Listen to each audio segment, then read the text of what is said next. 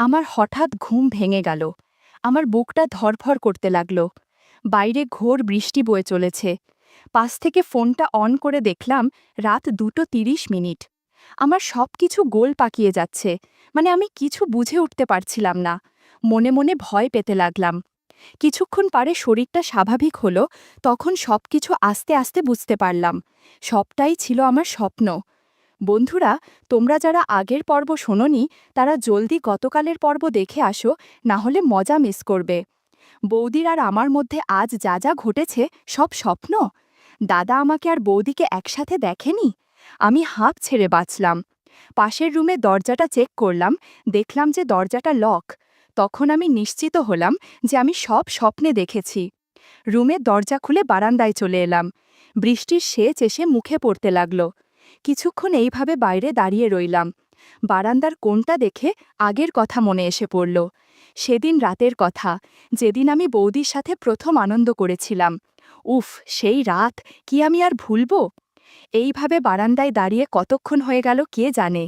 হঠাৎ পেছন থেকে স্পর্শ পেয়ে থতমত খেয়ে গেলাম। আমি বলে উঠলাম, এই কে?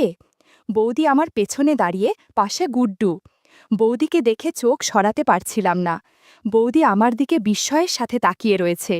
চোখগুলো যেন অনেক কিছু বলতে চায়, কিন্তু বলতে পারছে না। এই চোখের আকর্ষণ আমি আর সহ্য করতে পারছিলাম না। আমি তাড়াতাড়ি রুমে ঢুকে পড়লাম। আমার আর ঘুম আসল না।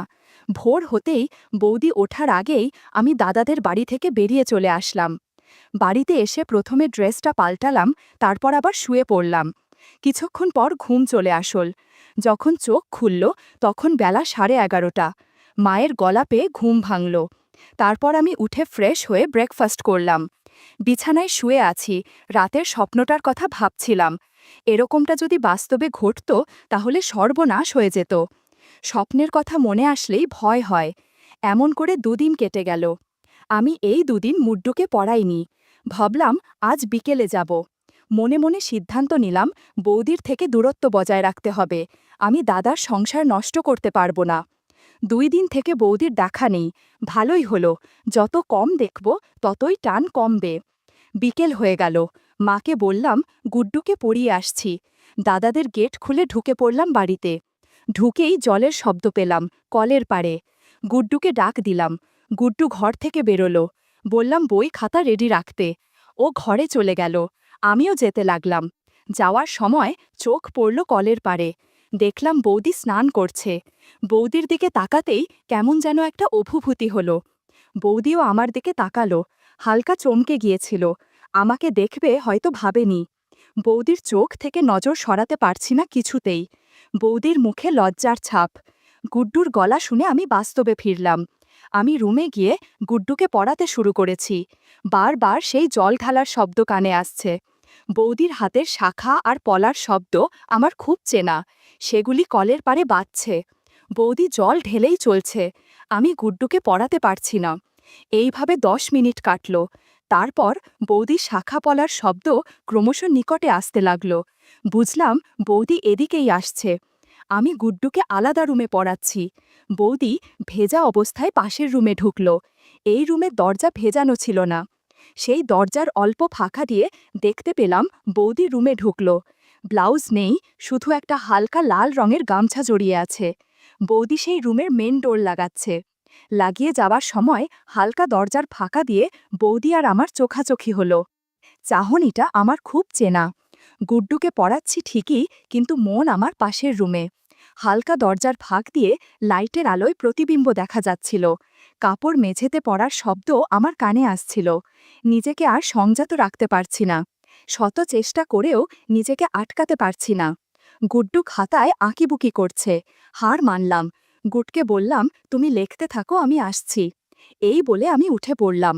যেই রুমে গুড্ডুকে পড়াচ্ছিলাম সেই রুমের দরজাটা সরালাম। দেখতে পেলাম পাশের রুমের দরজা জানালা সব বন্ধ, লাইট জ্বলছে। সামনে দেখতে পেলাম মেঝেতে পড়ে রয়েছে পরনের শাড়িটা। দেখলাম বৌদির ওপাশ ফিরে রয়েছে। গাছের জাম্বুরা 2 পাশ থেকে কিছুটা দেখা যাচ্ছে। আমি দরজাটা ভালো করে খুলে এই ঘরে চলে আসলাম। মনে হয় বৌদি এখনো টের পায়নি আমি তার পেছনে দাঁড়িয়ে আছি। আমার থেকে বৌদি কয়েক হাত দূরে। বৌদি গামছাটা চুলে জড়িয়ে খোপা করল। বৌদি বলল, শুধু দাঁড়িয়েই থাকবে নাকি? বুঝতে পারলাম বৌদি আগেই বুঝে গিয়েছিল যে আমি দাঁড়িয়ে আছি। এই বলে বৌদি আমার দিকে ঘুরল। বৌদির চোখে দ্বিভূত এক টান লক্ষ্য করলাম। পাশের রুম থেকে শোনা গেল, কাকাই কাকাই, কোথায় তুমি আমার হয়ে গেছে লেখা? আমার কানে গুড্ডুর আওয়াজ আসলো। বৌদি আমার কাছে এসে গুড্ডু থাকা পাশের রুমের দরজা লাগিয়ে দিল। গুড্ডু দেখতে পেল তার মাকে দরজা ভেজাতে। এটাও দেখতে পেল যে তার মা পেটিকোট পরে আছে। বৌদিকে বললাম, চলো আজকেও একটু গান বাজনা করা যাক, আমি তবলা দিয়ে বাজাচ্ছি। বৌদি চিৎকার করে উঠল, সেই আওয়াজ গুড্ডুর যাচ্ছি আর গোলাপি চুইবগাম খাচ্ছি। বৌদি বলে উঠল, অসাধারণ ভাই, থেমো না, বাজিয়ে যাও, তোমার তুলনা হয় না। এসব বলছিল আর চেঁচামেচি করছিল। বন্ধুরা, ইউটিউবের কড়া নিয়মের কারণে আরও কিছু বিষয় সরাসরি বলা যাচ্ছে না।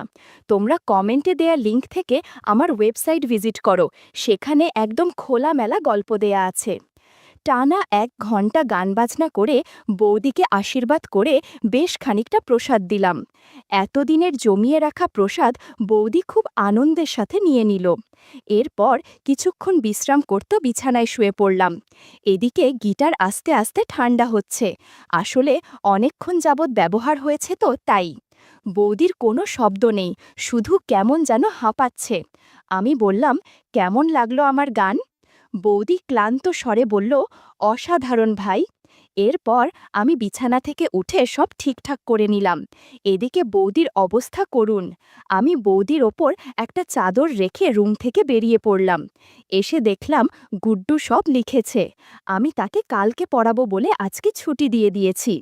পাশের ঘরের দরজা খুলে বৌদি বাইরে বেরোলো, পরনে একটা ম্যাক্সি, ঠিকভাবে হাঁটতে পারছে না। কলের পাড়ে গিয়ে আবার স্নান করতে লাগলো। বৌদি লজ্জায় আমার দিকে দেখছে না। আমি বললাম, কালকে আবার আসব। বৌদি কথার উত্তর না দিয়ে ঢুকে দেখল গুড্ডু বারান্দায় খেলছে। দাদা বলল, বাবা কি করছো তুমি? গুড্ডু বলল, বাবা এসে গেছো, কি এনেছো আমার জন্য? দাদা একটা চকলেট গুড্ডুর হাতে দিল। এরপর বৌদিকে ডাকতে লাগলো, কই গো, কোথায় গেলে? বৌদি বলল, আমি কাপড় ছাড়ছি, মাত্র স্নান করলাম। দাদা ভেতর ঘরের ভেতরে গেল। গুড্ডু পাশের রুমে। বৌদি বলল, এত দেরি হলো যে আজকে? দাদা বলল, আর বলো না, যা কাজের চাপ। বৌদি শাড়ি পরতে পরতে বলল, বাড়িতে যে বউ বাচ্চা আছে সে খেয়াল আছে? দাদা বলল, তোমাদের জন্যই তো এত খাটাখাটি করি। বৌদি চুল আঁচড়াচ্ছে। দাদা বৌদির কাছে গিয়ে বলল, খুব সুন্দর লাগছে তোমাকে। বৌদি বলল, কি করছো? যাও গিয়ে ফ্রেশ হও, আমি খাবার বাড়ছি। দাদা টাওয়েল নিয়ে রুম থেকে বেরিয়ে পড়ল। বৌদির মুখটা ভার হয়ে গেল। বৌদি আয়নার সামনে দাঁড়িয়ে সিঁদুর পরতে লাগল। কি অমায়িক দেখতে বৌদি। রাত 8টা বাজে। আমি ঘরে শুয়ে রয়েছি। মা বাবা টিভি দেখতে ব্যস্ত। আমি বৌদির কথা চিন্তা করছি। এমন সময় ফোনে একটা মেসেজ আসলো।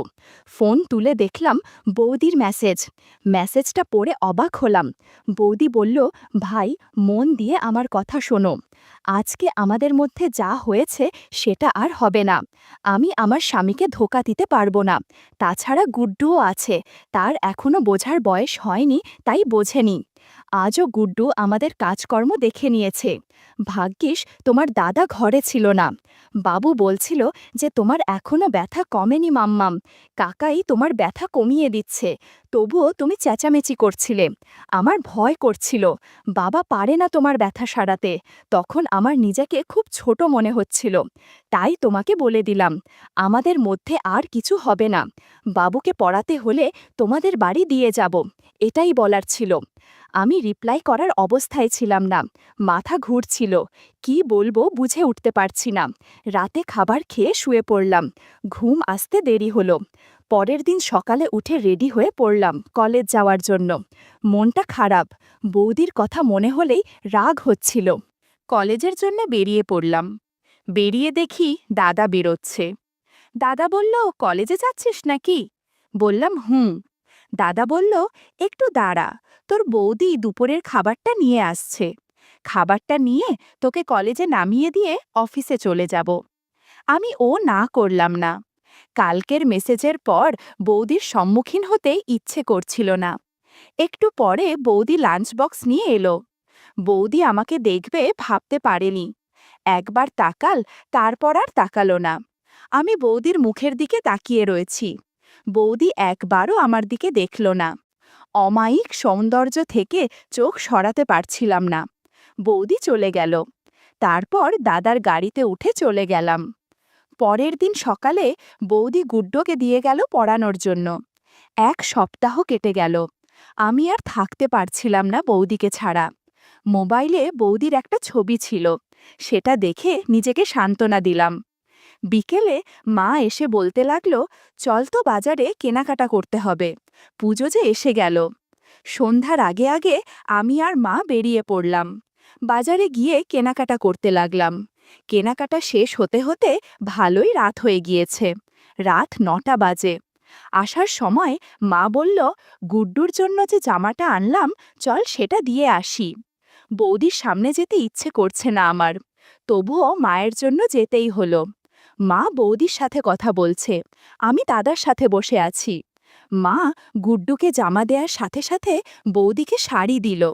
বৌদি বলল, বাহ কাকি, খুব সুন্দর তো, তোমার পছন্দ তো খুব ভালো। মা বলল, এটা তোর দেওর পছন্দ করেছে। দোকানদার এতগুলো বের করেছে, আমি তো গুলিয়ে গিয়েছিলাম কোনটা নেব। তারপর তোর ভাই বলল যে এটাতে তোকে ভালো মানাবে। শাড়ির রংটা ছিল গোলাপি। বৌদি এই কথা শুনে আমার দিকে দেখল। আমি একবার দেখে চোখ সরিয়ে নিলাম, কারণ ওই চোখে তাকালে আমি আবার টান অনুভব করতাম। বৌদির মুখে হালকা হাসি ভাব। পছন্দ হয়েছে বৌদির শাড়িটা। একবার তাকিয়েই খেয়াল করেছিলাম বৌদি গোলাপি রঙের ম্যাক্সি পরে আছে। শুধু ম্যাক্সির কারণে আলো ছায়ার সৌন্দর্য চোখে পড়ছিল। কিছুক্ষণ পর আমি আর মা বাড়ি চলে আসলাম। তারপর আর 1 সপ্তাহ কাটল। পুজো এসে গিয়েছে। আজ মহালয়া। পুজোর আমেজ বাতাসে ঘুরে বেড়াচ্ছে, কিন্তু ছোটবেলার মতো আনন্দ আর পাচ্ছি না। মা ডেকে ভোরবেলায় জোর করে তুলল। টিভিতে মহালয়া চলছে। বৌদি গুড্ডুকে নিয়ে আসল আমার কাছে পড়ানোর জন্য। গুড্ডু আমার রুমে আর বৌদি মায়ের কাছে গেল। গুড্ডুকে পড়াচ্ছি। একটু পরে বৌদি ঘরে ঢুকল। আমি পাত্তা দিলাম না, দেখেও না দেখার ভান করলাম।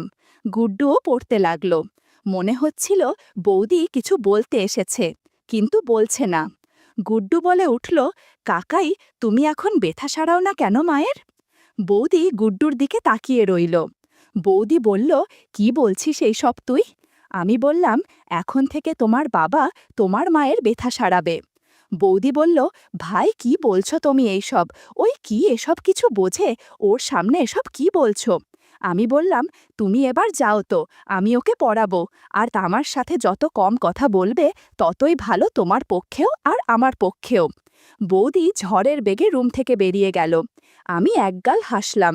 মনে মনে বললাম, ভালো সাজা বের করে দেব। যখন সময় হবে তখন ঠিকই আমার কাছে আবার আসবে। সেদিন সব সুদে আসলে উসুল করে নেব। রাত ঘনিয়ে এলো। আমি রাতের ডিনার করছি। সেই সময় মোবাইলটা বেজে উঠল। দেখলাম বৌদি মেসেজ করেছে, ভাই কি করছো? আমি কোনো রিপ্লাই করলাম না। আবার মেসেজ আসল, কথা বলছো না যে? আমি মেসেজের রিপ্লাই করলাম না। এর মাঝে বৌদি অনেক মেসেজ আর মিস কল দিয়েছে। আমি কোনো রিপ্লাই করলাম না। ভাবছিলাম এভাবে কিছুদিন চললে আমার প্রতি বৌদির টান বাড়বে। এরপর মাঝে মার থেকে জানতে পেরেছি দাদাবাবু ষষ্ঠী দিন থেকে বাড়িতে থাকবে না, অফিসের কাজে বাইরে যাবে। ষষ্ঠীর আগের রাতে বৌদির কথা খুব মনে পড়ছিল। ওকে কিছু বলতে পারছিলাম না। তাই চুপি চুপি বৌদিদের বাড়ির পেছনে চলে গেলাম, ঠিক যে রুমটায় দাদা আর বৌদি থাকে। বৌদি বলল, গুড্ডু পাশেই ঘুমোচ্ছে। দাদা বৌদিকে নিয়ে পাশের রুমে আসল। আমিও চুপি চুপি পাশের রুমে জানালার কাছে চলে গেলাম। ভাগ্যিস জানালা খোলা ছিল। দাদা বলল, তুমি রেডি হও, আমি নারকেল তেলের শিশিটা নিয়ে আসছি। এদিকে বৌদি শাড়ি একপাশে রাখল। কিছুক্ষণ পর দাদা নারকেল তেলের শিশি নিয়ে রুমে ঢুকল আর পাশের রুমের দরজা বন্ধ করল। একে একে মেঝেতে সব কিছু পড়তে লাগল। মিনিট 4 হবে, দরজা খুলে দাদা বেরোলো। হাতে একটা জিনিসে সেটায় বেশ খানিকটা প্রসাদ পড়ে আছে। ওদিকে বৌদি তখনও শুয়ে আছে। বুঝতে পারলাম মনের মতো কোনো কিছুই হয়নি। কিছুক্ষণ পর বৌদি সব কিছু ঠিকঠাক করে রুম থেকে বেরোলো। চোখে মুখে বিরক্তির ছাপ, সেদিকে দাদার কোনো ভ্রুক্ষেপ নেই। সব কিছু দেখে বাড়ি চলে এলাম আর ঘুমিয়ে পড়লাম। আজ ষষ্ঠী। দাদা আমাদের বাড়ি এসে বলে গেল সে কলকাতা যাচ্ছে। আমি স্টেশন পর্যন্ত গেলাম। তারপর বাড়ি এসে স্নান সেরে বিশ্রাম নিলাম। নিজেকে বলতে লাগলাম, আজ ষষ্ঠী, বাড়ি ফাঁকা, বৌদি একা বাড়িতে। আজকে বৌদির বাড়িতে ষষ্ঠীর পিঠা পায়েত খেতে যাব, সাথে বৌদিকেও খানিকটা প্রসাদ দিয়ে আসব। দাদা চলে যাবার পর বৌদির বাড়িতে গিয়ে যা হলো তা আগামী পর্বে শোনাবো, ঠিক রাত 8:30টায়।